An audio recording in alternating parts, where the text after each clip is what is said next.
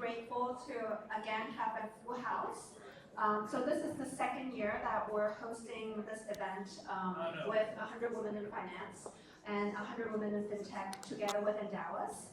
For those who don't know me yet, my name is Steffanie Yuen. I head up the Hong Kong business of Endowus. And I'm also part of 100 Women in Fintech, part of the global committee. And very excited to share again, as I said.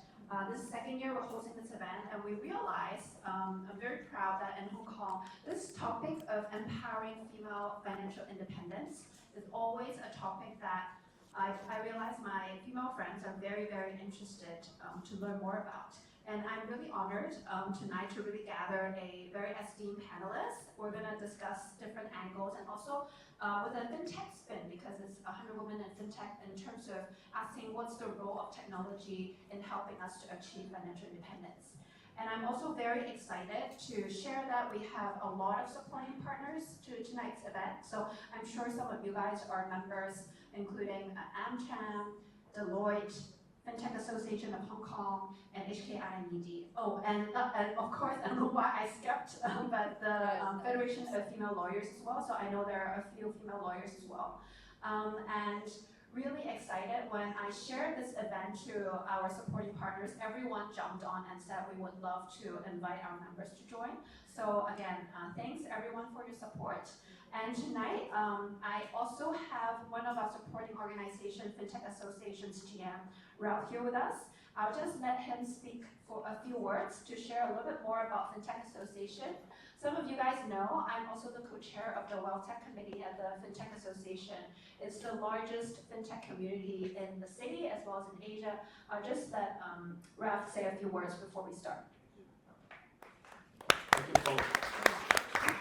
Thanks so much, Steffanie, and good evening, ladies and gentlemen, which is very good to see, and welcome to this event today.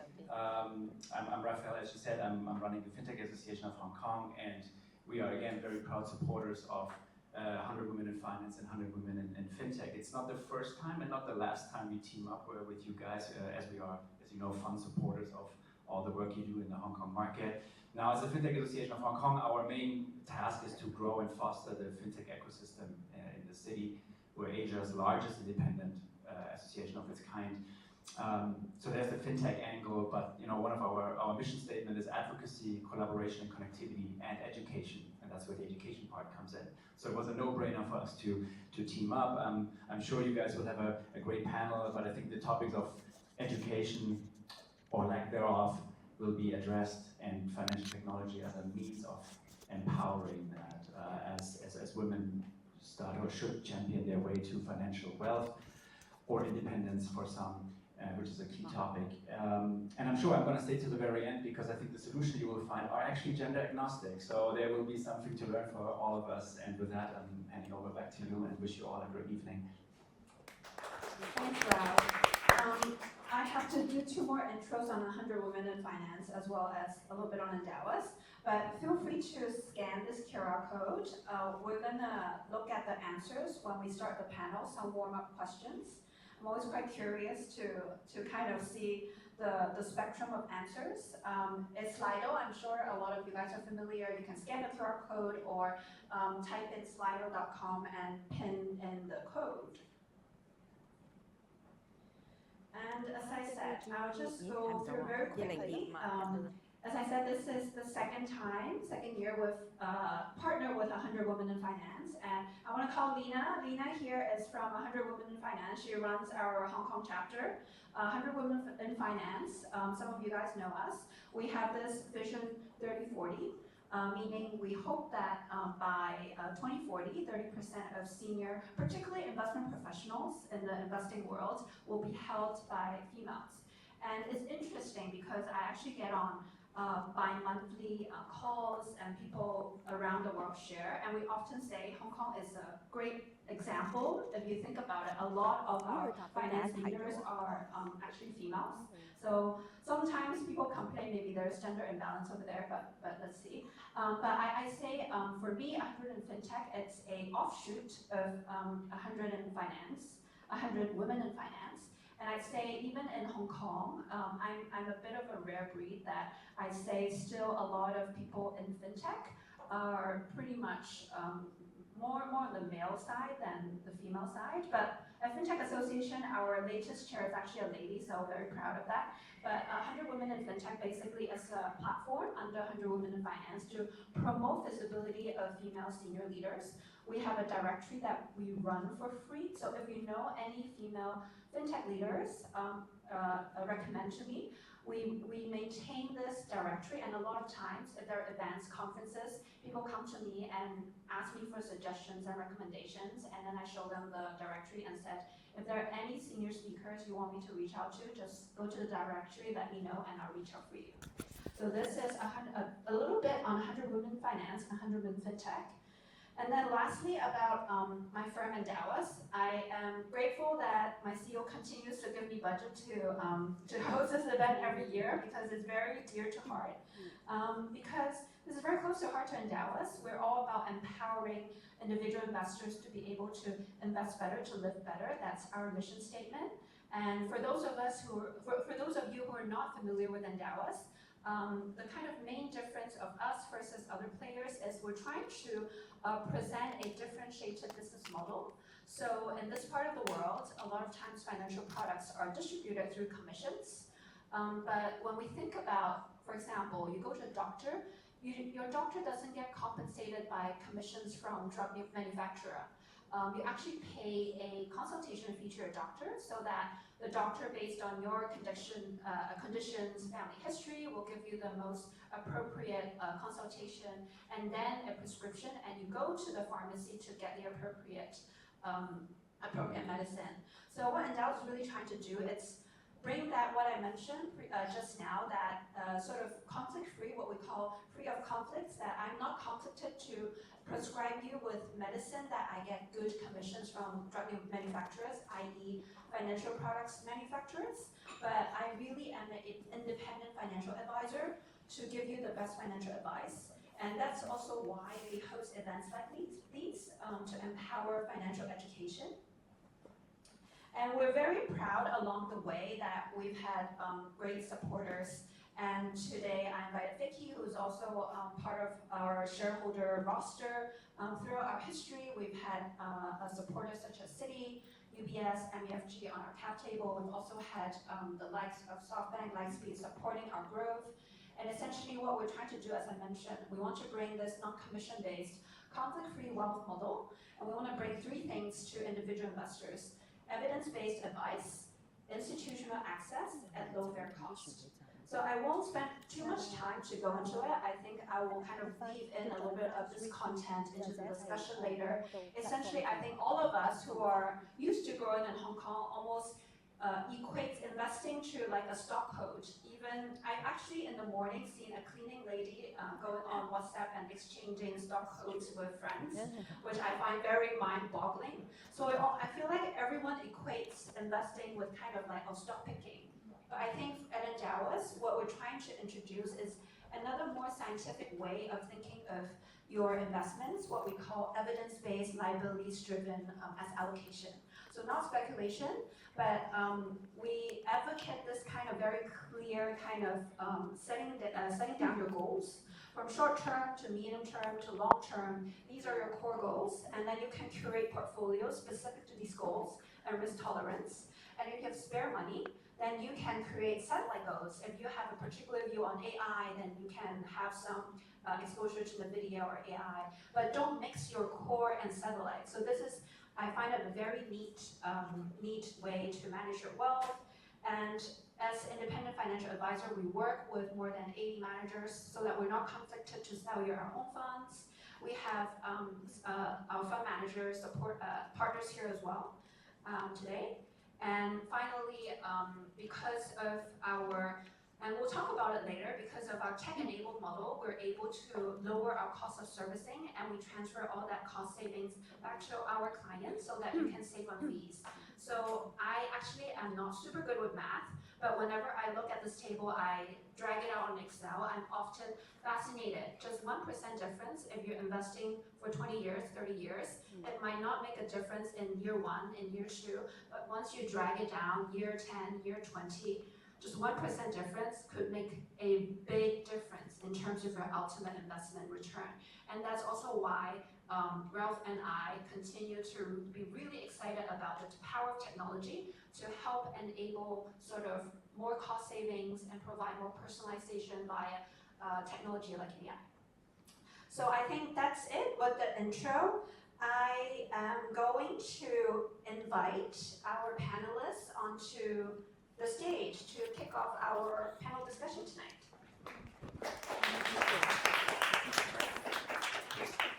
我哋揀翻自己張凳先。我哋頭先跟翻嗰張。咁我哋用邊個咪啊？好啊。咁我哋仲需唔需要呢個咪咧？係。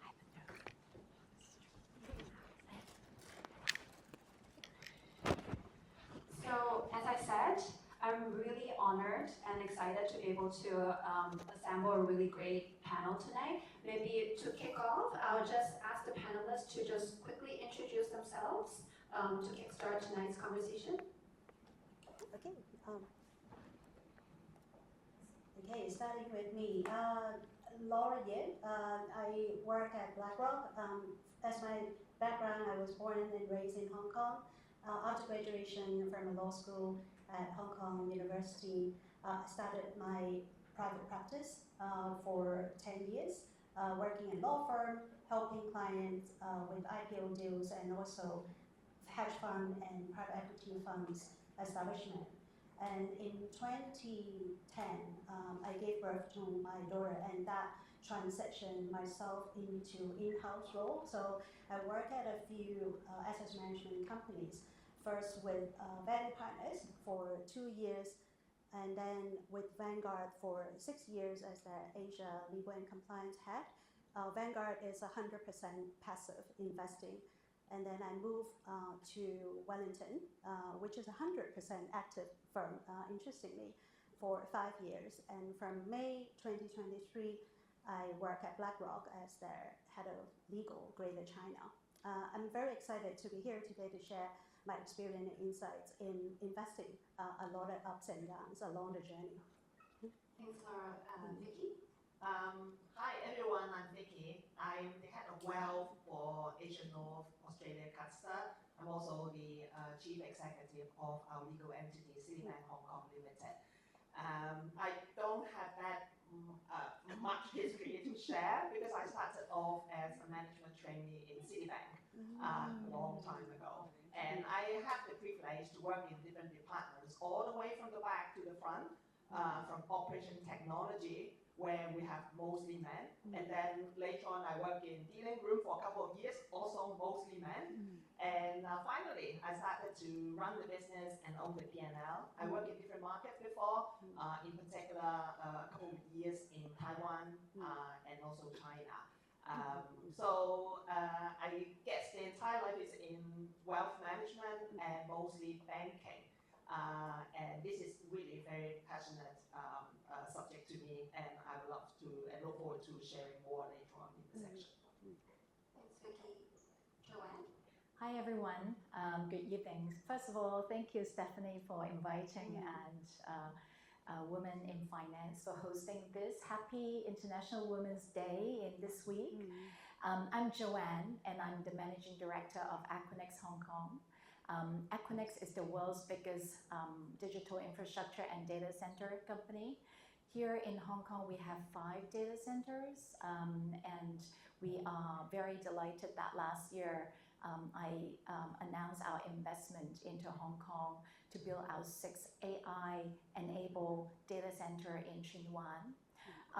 But my life has not always been in data center. I actually started in the buy side in institutional investment, where I was part of the Nippon Trust Bank Fund, and this is so many years ago, and I remember nobody wanted the China portfolio, which only account for 0.8% of the MSCI index.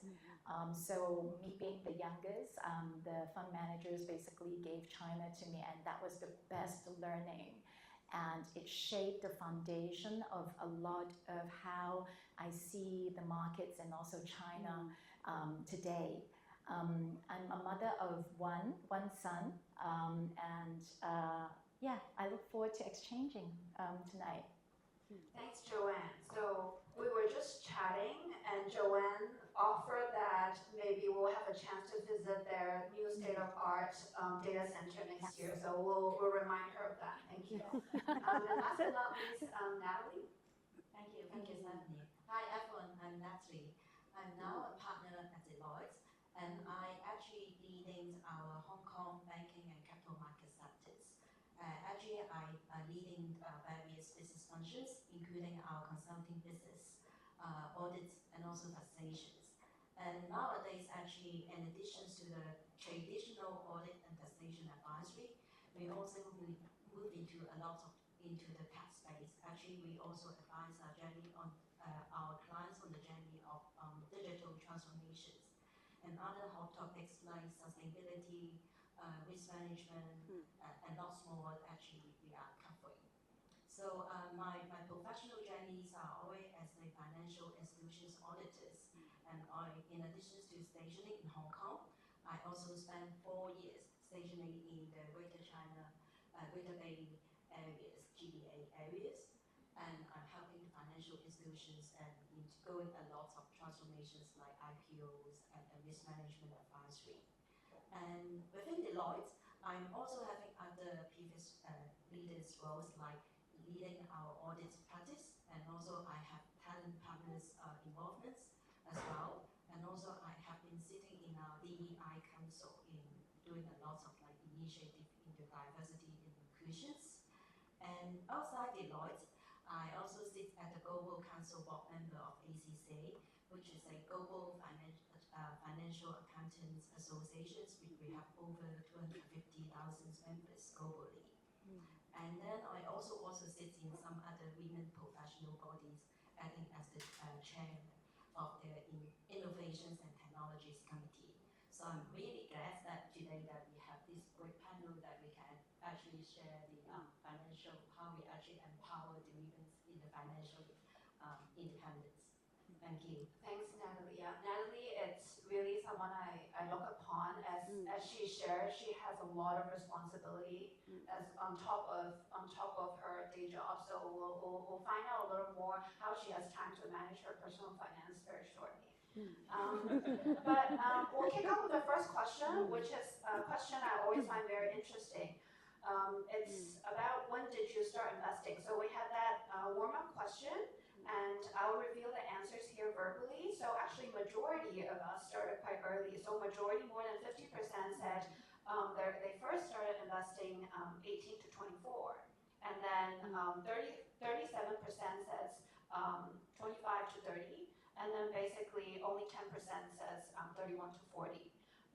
So this is a question that I always like to ask, and people appreciate the sharing. As I want to ask the panelists, when did you start investing? And what do you remember? What was that first investment? And what was the outcome of that first investment? And has your philosophy changed over time since you started investing? So, okay, I'll do from this side again. Lora, maybe you can kick off. Sure. Happy to start. I started pretty early. So as soon as I started working as a qualified lawyer, I bought my first property in 2002, so 2 years after working. And I still keep that property ever since. Even though I'm not living there, I rent it out to get rental income. Apart from property, I also invested in individual stocks without much luck, to be honest with you. I think being a lawyer doesn't mean that we are good at investing. And although I would say in the past 15 years working in asset managers significantly helped me with business and investment acumen. I know better about how to invest, but I changed my philosophy from individual stocks to more mutual funds and ETFs. So apart from property, I also bought individual stocks, as I said, without much luck. And I also bought mutual funds or investment-linked products through a platform called Friends Provident. One thing I've learned, which I didn't know much about, are the fees. So fees would really eat up a lot of investment return, and at that time, to be very honest, I don't know there are so many hidden fees in some of the transactions, dealing fee, transaction fee, and management fee, and so forth.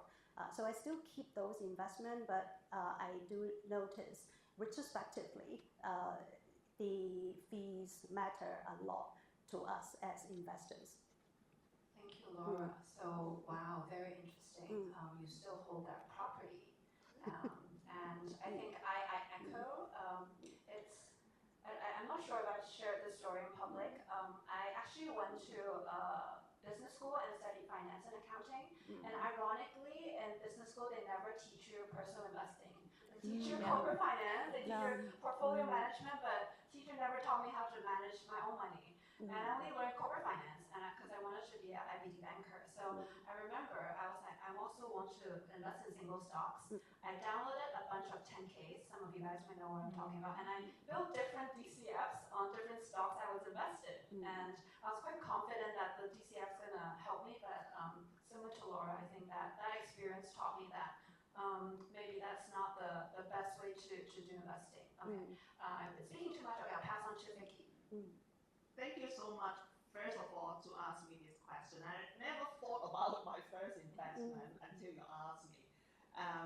Okay, very interesting. My first one is actually something for those that was educated or born in Hong Kong, you probably might have heard about the 零存整付, which is a very simple interest maximizer account. You just save a little bit money every month, and then after 12 months, and you get a pool of money a little bit higher than a normal interest rate. That's it. So I found myself to be very interested in it. And probably you also can tell from that instant that I'm not a very aggressive investor. So this is my first investment. When I was in university, I guess I'm making money out of tutorial class. I was the private tutor, and so I earn money. So I want to accumulate a little bit money over the summer holiday to go to Europe and go traveling. So that's why I cannot risk the loss of my principal, because I am going to use that money for my summer vacation. So that's why when you go back to the more advanced investment options, you also need to understand, first of all, your risk appetite. The second one is whether you can afford to lose that, how important that pot of money is to you. Then the second one I recall is it's all related to bank, because when you work in a bank, you can have the very low interest rate for mortgage, and also the down payment is only 10%. So that's why my second investment is to buy a property right afterwards. So that's how I made my second one. Very interesting. I think I really like what Vicky talked about. And I always share this with clients and prospects. There's no one single investment or investment idea or portfolio that's like appropriate for everyone. Knowing yourself. For example, my mom is absolutely very low risk investor. If she just lose 1%, I think she'll sweat and not be able to sleep. So I definitely wouldn't think, say, buying very high risk investments would be appropriate for her. I think this is a very, very good point to bring out. I think a lot of clients, for example, come to me or my advisors and said, Steff, I want to look for investment for 10%. That's my investment goal. And I often remind them, that's not really your investment goal. Why exactly do you need 10%? Do you know 10% what kind of risk it will come when you want to look for a long-term return 10%? So I think this is a really good reminder that, again, investing is actually something very personal. And I think in a city like Hong Kong, when you just open up the radio, everyone's talking the latest hot stock or Hang Seng went up, there's a lot of pressure, but you should be true to yourself. What is your risk tolerance? What are you okay with? And then come up with the right appropriate strategy for yourself. Okay, and then maybe we'll move to Joanne. Joanne is the buy-side expert, so very curious to learn about your experience. Yeah, it's embarrassing. I actually struggled and thought, should I share this or should I not? Embarrassing in two ways. One, as a buy-side expert, And second, I'm not sure whether I want to disclose my age to you, because if I tell you this story, whatever. I thought it's important to share this story. So I was in my first job, second year into my job in the buy side, surrounded by very experienced, very prudent, risk-averse, absolute return, index benchmark fund managers. And so I was taught to be very prudent. But in year 1998, when the Hang Seng Index was falling non-stop, if you remember the financial crisis, Asia financial turmoil, and the index was just dropping non-stop for 18 months since I work. And when you're surrounded by brokers who sell you the stock code, and I got excited, and I didn't have that much money. I think I had 10,000 Hong Kong dollar. Really, there wasn't that much stocks you could buy. And so the preceding year, Hang Seng Index dropped 50%, 50%. So every day was dropping. It was so safe to put a stock. So I put HSBC. So happy I put it. Tomorrow is going to rise another 10%, right? The option. You know what happened the next day? If those of you who remembers 1998 August, I think, Hong Kong currency was under attack. And the Hong Kong MA had to make a very tough decision to intervene the day after I put. The $8,000 became $7,000. And that was my story. And I'm so glad I went through that, because I think if I put the first time and if I made loads of money the next day, I think I'm just going to learn from bad experience. And the fact that I learned from that allows me to know that, come on, go back to fundamentals, look at key trends, right? Do your accounting, all of those things. So that was my first. Thanks, Joanne. I think thank you for sharing, because last year we also have very senior female professionals who are in finance sharing similar stories, and people come up to me and was like very appreciative, because they said, yeah, I'm also working on the trading floor and I feel pressure that I'm supposed to know how to invest. And I thought everybody else knows. It's just I'm the only idiot, but it's forums like these that sort of let us know, actually, even if you're someone working in finance, and now this year we've included other professionals, whether you're an accountant, whether you're working in a bank, whether you're a lawyer, working in a fund manager, let's not equate you know exactly what you're doing. So feel free to reach out to people. I think it's always, there's this bias that you only hear your friends making money, and then you don't hear, how come I'm not making money? Everyone else only shares the stories they're making money. But actually, if everyone's open and honest, it's not just going up, right? There are some not great investments. So actually, I think in Asia, we tend to be very closed up in terms of this topic. And I think it is forums like these, I think, especially in a sort of female context, people are more comfortable with sharing, and is why I really like these kind of sharing. So thanks, Joanne. And last but not least, Natalie. Thank you. My first investment, actually as an auditor, I naturally actually stay away from equity investments, because we have so many compliance procedures. Every time you need to book in the stock, you need to check in the system whether it's your audit clients or not, and whether you are allowed to buy it. So I naturally stay away from that.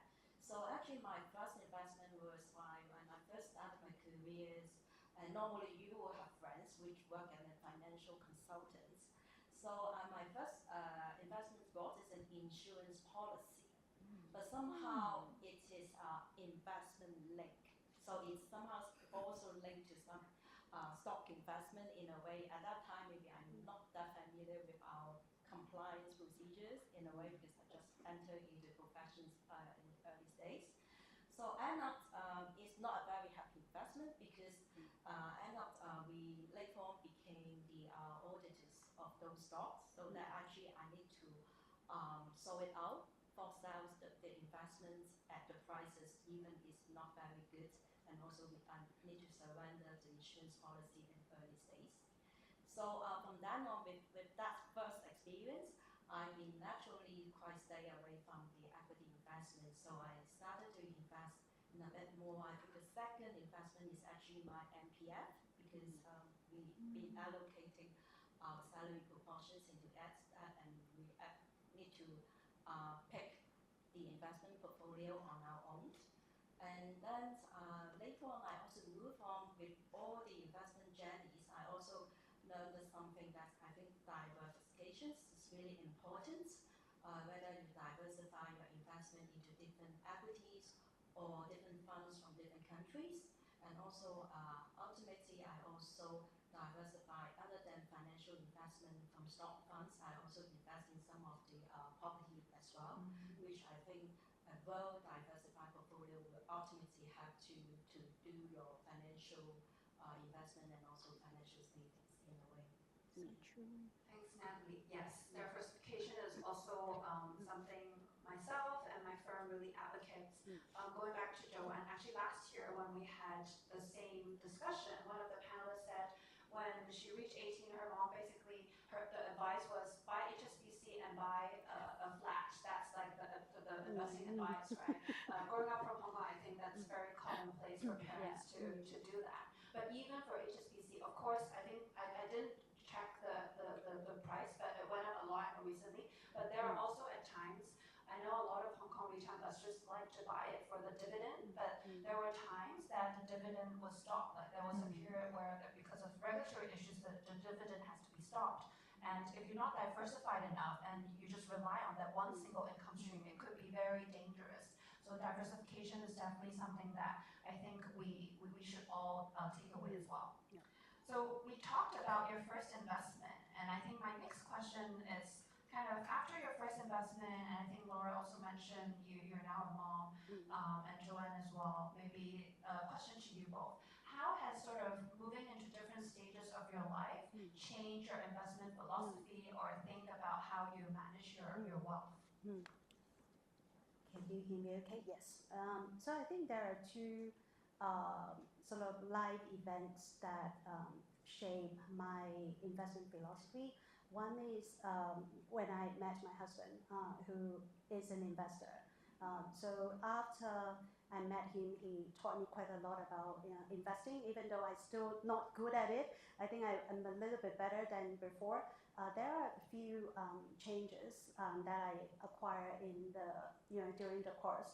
One is knowing your goals. So determine how much you want to have, like how much you need to save for your retirement, what kind of risk appetite that you can bear. So if you, like what Steffanie mom, if you are not a very risk averse person, don't buy into very high risk products. Go for something with a lower return, but it will make you sleep better. And that's number one. Number two is having discipline. So training would affect the return and the performance of your investment a lot. So stay the course. Don't and make your portfolio as diverse as possible. So one thing that we would do, and we have done, is to allocate into 3 buckets. One is real estate. The second one is business. So he and his partner have set up an investment firm to do PE. And then the third one is capital markets. So shifting from individual stocks to mutual funds and ETFs, that help us sleep better. And also we're just too busy. We don't have time to look at our investment, to look at the prices each and every day. So these are the things that we have learned along the way. That's number one. The second one is the live event is my daughter. So after my daughter was born, we have planned for her overseas education. She's now 15 and she's studying abroad. And I don't know, I'm sure there are lots of women who also have kids studying overseas. The overseas tuition, the boarding fees are outrageous, and now Labour Party also increased the VAT. That even make it even worse. So saving for the education, it actually delay our age for retirement. But even when I say retirement, it doesn't mean that we will retire at the age of like 55 or 60. It just gives us optionality, give us a choice, and having a choice, I think, is a privilege for all of us. So these are the two things that I would like to share. Thanks, Laura. We've previously done a session on preparing for child's education, sort of for personal finance, and for those who are interested, we've prepared a calculator. And I think a lot of people forget that if they're young kids, you have to factor in inflation, that the money now does not equate to the tuition 15 years later. You have to add on that compounding inflation, and it could be a large sum. So I think, thanks, Laura, for reminding. For if you're preparing for kids' education, it is something that you should prepare and have some buffer as well. If inflation, you never know, or maybe your kid decides to go to somewhere even more expensive than you initially thought, which happened to my dad. I decided to choose to go to New York, thinking it's different, same with any other city in the U.S., and he was so shocked at the living expenses of New York. Okay, I'll pass on to Joanne. Thank you. Maybe I share one thing that I've been doing since my first year of work to now that I have not changed, and I would also share with you how I've changed my investment behavior as I grow. One thing I have not changed is I always have two major bank accounts, and one is for me to receive my salary, and then the other one is to get a portion of my salary and I move that over there. So the first account I never touch. And so those are the money that I will use in the rainy days. And then the other part is the one that I use to buy things, eat, spend with family, and invest. So, and then the first one that I never touch, it actually, the amount that I keep in there, the proportion changes as I grow older.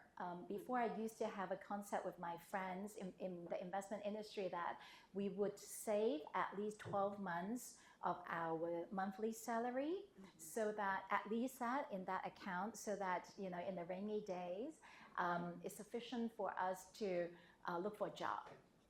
So I've been really fortunate that that usage was never needed over my career, but then I save more now because I have family. So 12 months is definitely not enough with the school fees and, you know, the holidays and, you know, all those things. So that increase.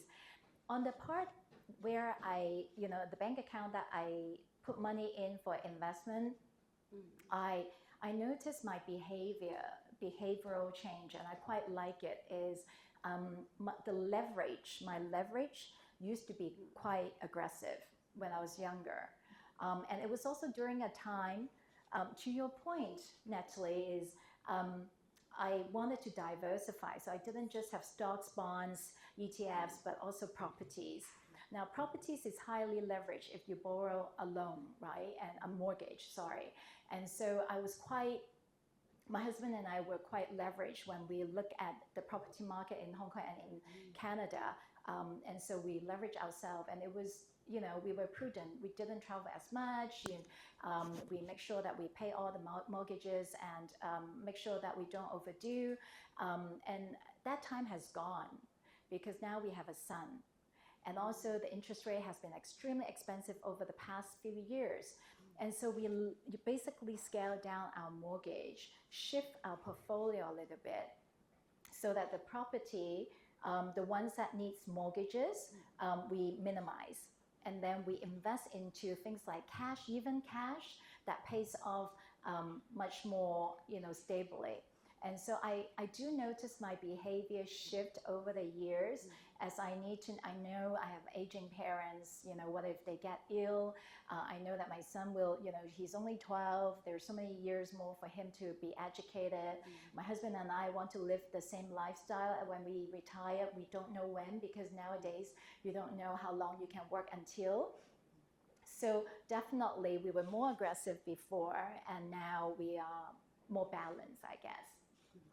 Thanks, Joanne. This is very, very helpful. So we often advise clients you don't have to check your investment account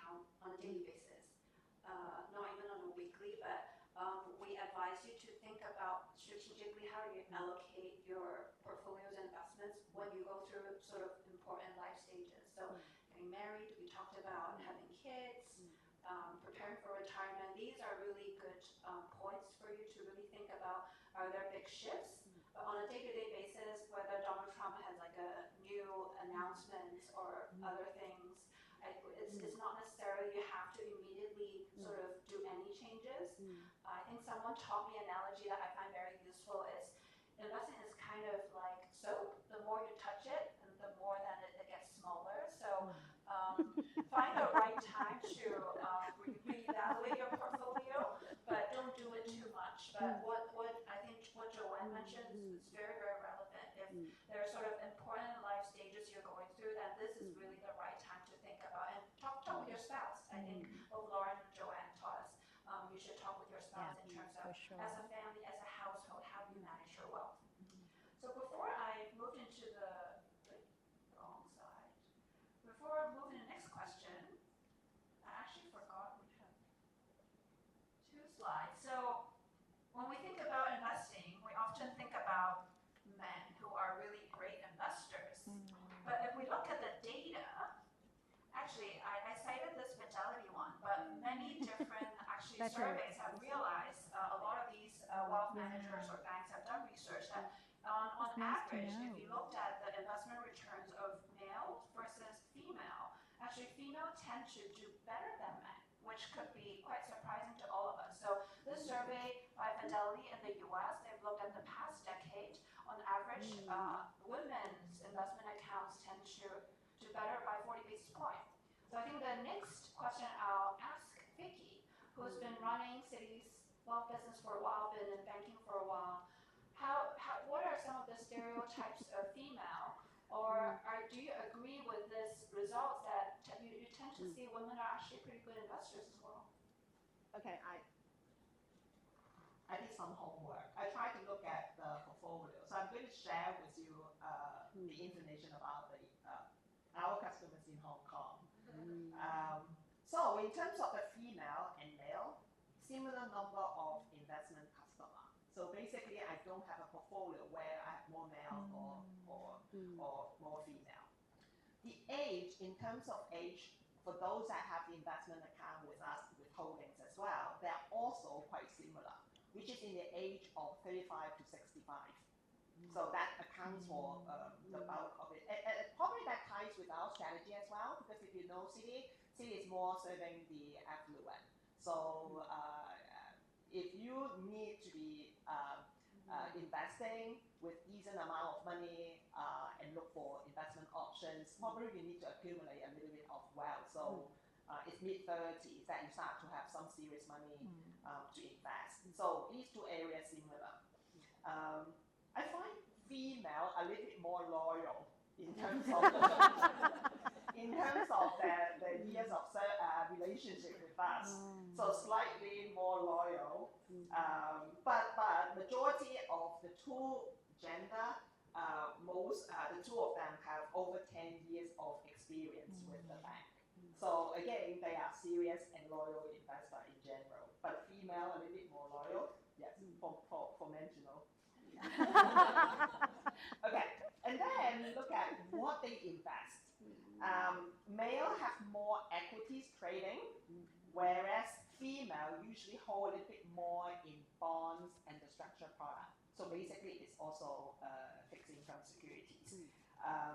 And when we look at the last 3 months, relatively the market is more booming in both US and Hong Kong stock markets. Male tend to buy more than female.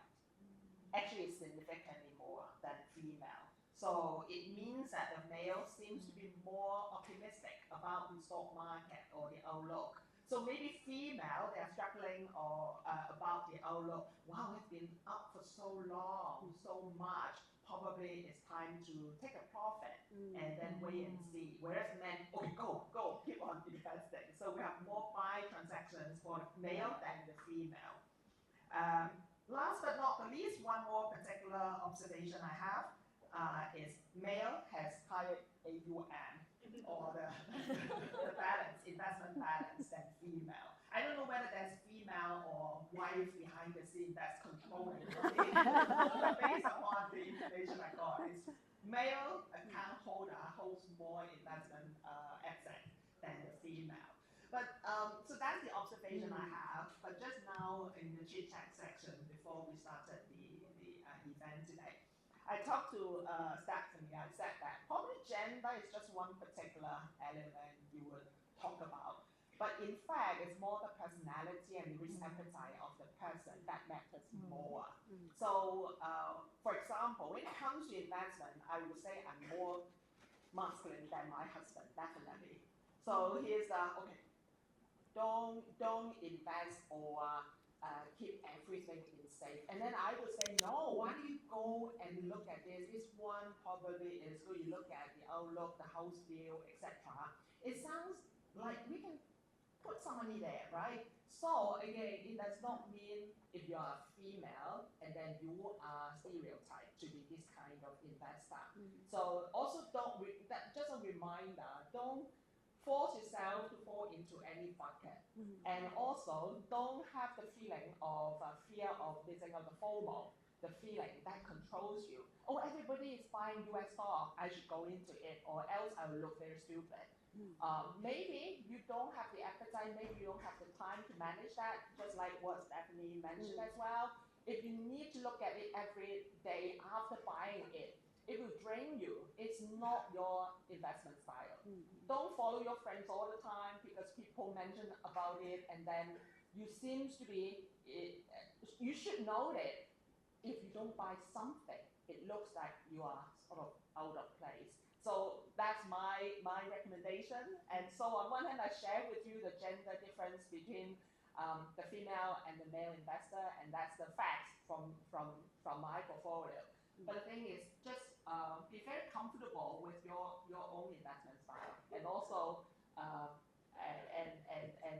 I also recommend one other thing is the purpose-based and also goal-based investment. So you know why you're investing. You are not investing because everybody got 10% increase every year, and so I want to follow it.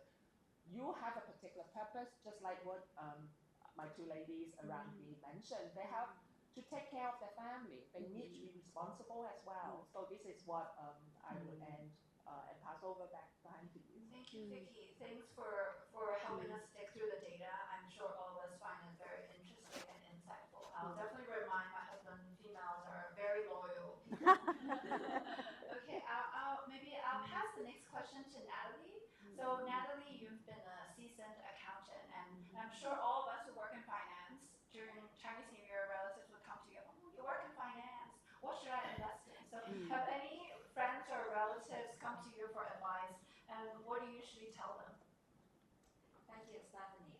Interestingly, as accountants or auditors, we normally actually auditing or reviewing our own clients' financial statement, which is financial institutions, my banking clients, financial institutions, financials and P&L, look at their investments and how they do the risk management and valuations on a day-to-day basis. But to us, personally, many of us and also my professional friends, they are not that actively managing their own financial investment. And the most common reason is that just we are too busy, no time. But you will find that they will have time to actually learning the latest news of the latest fashion trend or where to buy the most trendy MS handbags, etc. That they will find out their time, but they will find it struggling to have time to spend on their financial investment. So maybe this is some kind of like habitually, as humans, we have too many things to do with, and then finding a time to handling their investment is something that they are struggling. And then secondly, I also find that generally some of my female friends, they are more risk averse. To them, making investment, they always mix up whether you are doing investing or whether you are doing speculations. They always think that investing may be related to speculating, that may involve too much risk elements in it. So again, I think in a way that we really need to do these kind of like financial educations to many of us. It's not just to the general public, even to us as a professional practitioners. I think we also need to do it.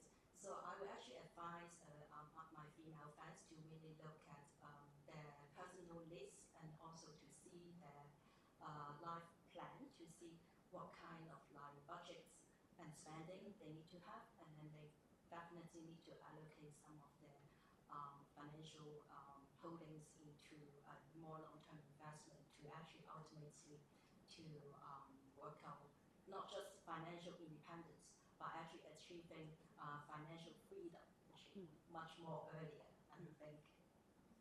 Thank you, Natalie. I think this is a really good reminder. I always see that a lot as well, that a lot of busy professionals, they're very busy attending to the clients, but they forget about themselves.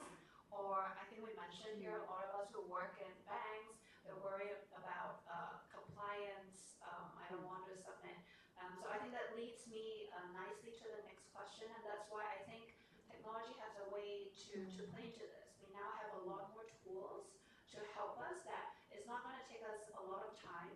You don't necessarily have to be that stock picker. There are other ways for you to be easier to manage your wealth. I'll first pass this question to Joanne, like your thoughts on the role of technology and helping all of us to take a more responsibility or bigger step in managing our own finance, and then maybe I'll pass to Vicky later. I know Citi has also invested a lot in your sort of open banking initiatives as well as beefing up your tech capabilities. So tying back to our theme earlier, what role of technology helps in empowering all of us? Maybe I'll ask Joanne and Vicky to share a little bit on this question. Sure. So I talk about my background. I'm now running a data center. I started with the buy side, but in the middle, I've been running multinational firms that are financial technology, legal technology, insurance technology, and technology disrupt and change our life. And when it comes to investment, I would say that it first of all puts everything that we can invest on one platform. So you can buy equities, fixed income, ETFs, crypto, sometimes even property or maybe links, REITs, all in one place. And so I think first of all, it's very important that you find that technology platform that allows you to expand and diversify, right, your portfolio. And don't be afraid to change platform. If you feel like your platform is not most using the best technology or is dated, or number two, or the commission is getting expensive. The transactional fees, whatever fees that they are imposing is getting expensive. Technology actually should be changing that, because if you have the right platform, you should be much faster in making your decision, because you should have a lot of news and information in that technology platform. That platform should have very good trading engine and minimize a lot of risk for you as well. It might even have robo-advisory. So really be in the know in terms of what technology can help you, how technology can really help you to be a better investor. I guess technology is empowering people. So it's empowering people to make investment anywhere, anytime. When it comes to women, a lot of times I guess we have, we are born to do multitasking all the time. So whether it's looking at handbags or looking at discount everywhere, you seem to be enjoying that at the same time. So this is one. The other one is, in general, female also have multiple identities. Like you are daughter to the family, you are wife, and you need to take care of the kids as a mother. You need to do so many things. You also intend to shoulder up a lot of responsibilities yourself. You just feel that you need to do that. So that's very strong sense of responsibility and strong sense of guilt as well. It's kind of inborn. We have that to many of us, including myself. So when you complete everything, by the time you have the space or time to think about your own investment, it's already probably midnight or over the weekend. So can you imagine that when I first joined the banking industry so many tens of years ago, we definitely do not have phone banking, we don't have e-banking. You cannot trade the overseas stock market, etc. But nowadays, overnight, after finishing everything at night and my private me time in my own work desk, probably probably I can have some time to look at what I have invested in my MPF, or what's the latest trend in the market. Oh, I received some market outlook or hosting from Citibank, my banker. Finally, I got some time. And then I feel very bad because I don't know how to ask questions. I even do not know. Okay, no worry, you can Google. You can take a look at it before you go enter into a bank and ask your banker. So all these would be able to allow you to be a more educated investor. And for example, in our case in Citi, over 90% of our transactions right now is done through mobile or online, mostly mobile. And a lot of transactions in old days, we don't think that we can do it through mobile or online, like bonds investment. Buying a bond, usually the minimum size is about $200,000 US, easily. And then previously, is a lot of the menu interventions, the banker that introduce you the product and then quote you the price, wait for a moment, and then close the deal. Now that everything can be done through your mobile, you can have hundreds of options on the mobile to choose. So again, the educational piece, the transactional capabilities, everything, you can do it through your mobile or online platform. And so I would say technology definitely help, in particular, helping women a lot. Thank you, Vicky. I'll summarize. We have no excuse of not doing anything because it's so easy, right?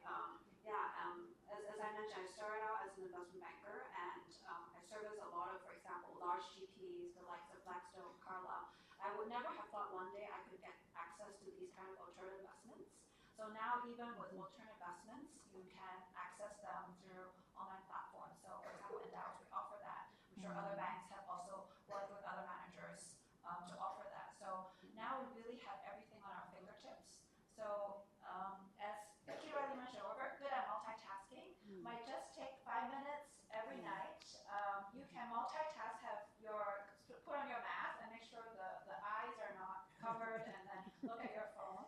But I don't have the slide here, but what's very powerful again is the power of compounding. Just starting 1 year early, starting 2 years early could make a big difference because of the power of compounding. So no excuse. There's now technology to help all of us. Unfortunately, because we started out a bit late, I don't think we have time for Q&A, and I know Joanne has a hard stop. So I think we'll stop at the prepared panel discussion here. Thank you to the panelists, but we have very exciting next 5-10 minutes. Please don't go. As I said, we have a lot of supporting partners, and when I shared this event, actually a lot of partners also shared gifts for lucky draws and souvenirs, which we'll spend the next 5 minutes to draw these prizes. But before we move to the next section, maybe we'll just give a round of applause to our panelists. Thank you. So it was very insightful. I will now also invite Ralph to help me as my helper and my.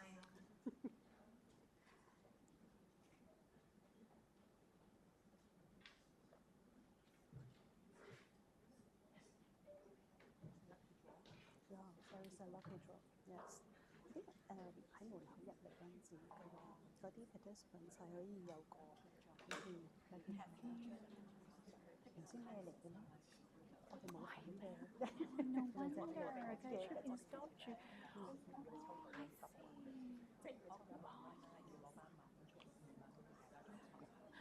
仲叫咗咁殘酷啊！咁入嚟得啦咁。Okay, while we're fixing the screen, for those of you guys who have a tote bag, you can take a look at your tote bag. We'll first introduce their souvenirs in the tote bag. So we have 2 gifts. One is from New Gut. They've kindly donated a trial pack called Ultimate Gut Health Booster. Okay, it's showing on the screen. So the retail price is actually $503, but they've gifted us a sample to all of us. So try it out. It's supposed to help with your gut health. And next, you'll also realize, and this is also my first time learning about this. So recently, Beckham has also launched a health and wellness pack.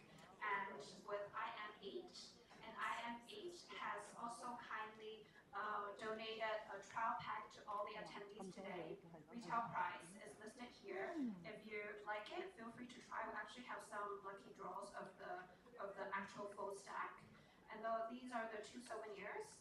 And we'll go into the lucky draw. So Wow, Tati, if you wow. can.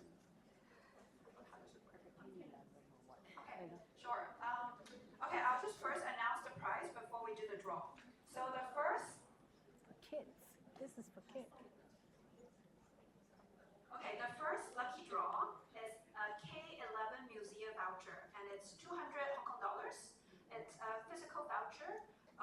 Please just reach out to our staff afterwards. You don't have to come on stage afterwards at the registration table. We will have the physical voucher ready for you. So Tati, if you could. Okay, I will ask Ralph to help me do this bit. Wow. Oh, you're talking about technology. Wow. Is Nina? Is there Nina here? Congratulations! You don't need to come out. We'll mark down your name. We'll mark down your name, and we'll pass you the voucher shortly. Okay. Okay. Next prize.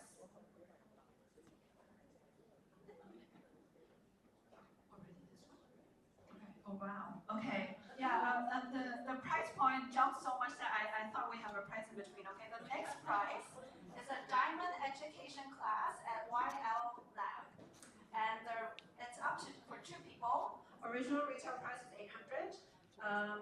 Yeah. We'll ask Ralph to do the justice again.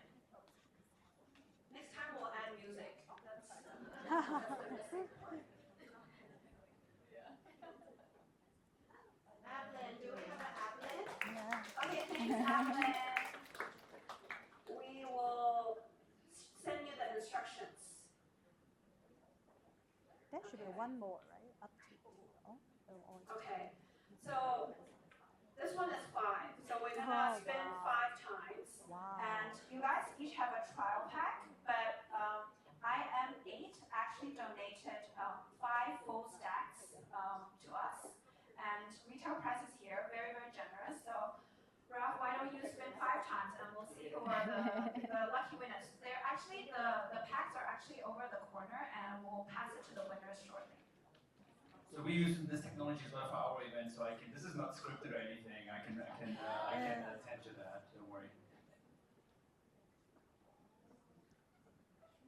Junji Jang, are you here? Oh, in the back. Perfect. Perfect. Wow. Yeah, now I know.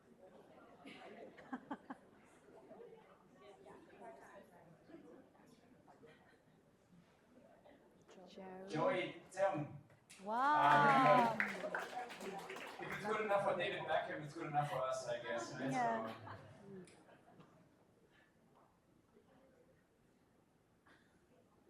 So, Cynthia Jiang. Are you here? Okay. Perfect. Very good.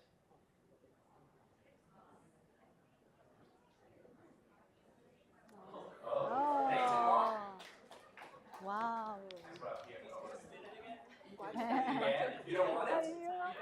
You forfeit it? 知道原來有呢啲，好分喎，好分喎，係啊！ Any joy? 你哋有冇同事喺度㗎？ Okay. 希望我啲同事贏。我有3個同事喺度。係啊，我見到係啊。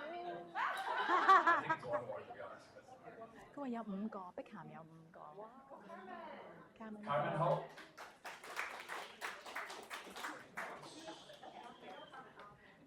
好緊張啊！睇嚟我啲同事啊，睇嚟我啲同事我 AmCham 我都 OK。 2 more prizes. 好啊好 So 啊 this is very interesting, right? The hottest sport in town. So you're gonna get a private class at Deloitte. And I personally wish I could be the winner as well. Okay, let's see, Ralph. Do your magic.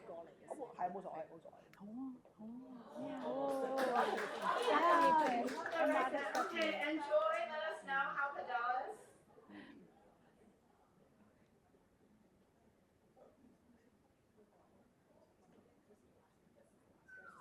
Okay,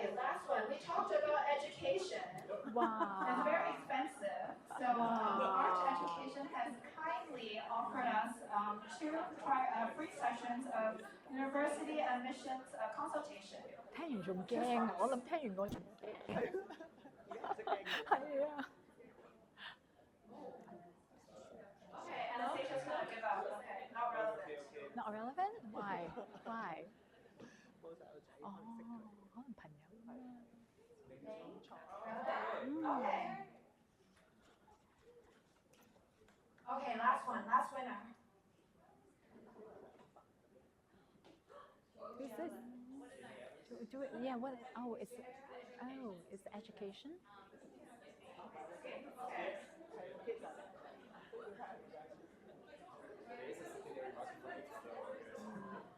Caroline. Oh, she wants to do it again. All right. Okay, for feeding too. Winnie? Okay, sure. Winnie will take it. Yay. All right, that's strong. Thanks everyone for coming. We'll now move on to mingling, networking. We'll have some canopies over there. Thank you for coming. We hope you found this you. to be interesting. I also have one last gift from Endowus. We have a fee voucher of $388. If you're not yet our client, just scan this QR code. off. And Wow. everyone enjoy the event. We'll see you very soon again. 佢哋 charge 個 asset fee， Thank 即係 you. 嚇